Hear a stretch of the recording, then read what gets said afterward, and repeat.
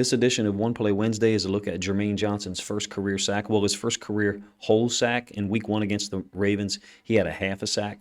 He's had a contribution in all 4 of their games in terms of contributing tackles. He only has 2 QB hits outside of the sacks, I believe. He's playing about 20 or 22 snaps a game, so strategically the Jets are using him. Look, the Jets D-line is underrated. People may not recognize that, but I had the chance to watch a lot of the film before the Ravens game and then during the Ravens game. They attack. I love that they have a 4-3 mentality with these edge players. And what I mean by that is, they're 3-4 teams in a nickel situation. They'll put their 3-4 outside linebackers here, and a lot of times they're standing up because they're normally standing up. I love the stance that we got here, man. Now, he pops up a little bit if you ask me, but I can't wait to see Jermaine Johnson succeed. I just love the whole story about him going JUCO route, going to Georgia, and then transferring to Florida State and having an unbelievable season. A lot of the rookies, if you ask me, at the DB level are struggling in certain instances. A lot of the rookie pass rushers are as well. They're struggling to deal with the commitment they have to their move for it to work, especially against NFL tackles. But you can see he's 6'5", 260, 265. You can see that when he does decide to go on a track, he's a load to deal with. And when he rips, it's pretty much over. Now, Trubisky is looking for someone to deliver the ball to, so you could say, well, the ball should be out by now.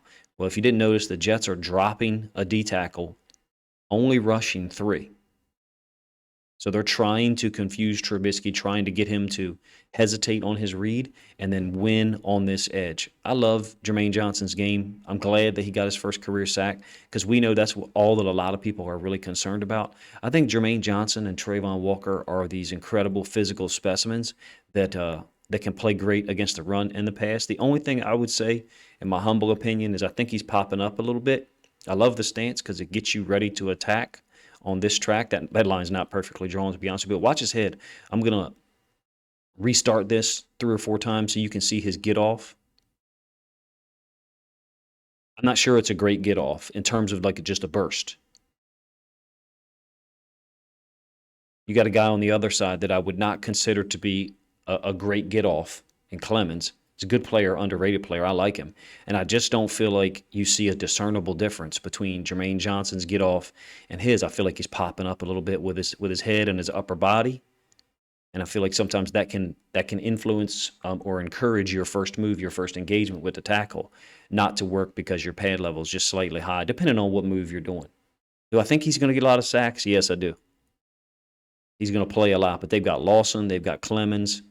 There's a lot of depth, if you ask me, and there's times where they move out of their 4-3 and they walk an inside linebacker up on the line, create like a 5-2 look. If you're a Jets fan watching this, let me know how excited you are, about Jermaine Johnson's play, about his first sack. Certainly, there was a lot of questions about why he slipped so far in the draft. For me personally, the moment things like that happen to a player, I immediately begin to start rooting for them. It's like now someone's installed a chip on their shoulder, and I think Jermaine Johnson already had one there. So he might have a chip on both shoulders, and I hope he continues to attack things, in a manner that tries to prove those people wrong. Appreciate you guys' time. Let me know what you think of One Play Wednesday and Jermaine Johnson's sack against the Steelers.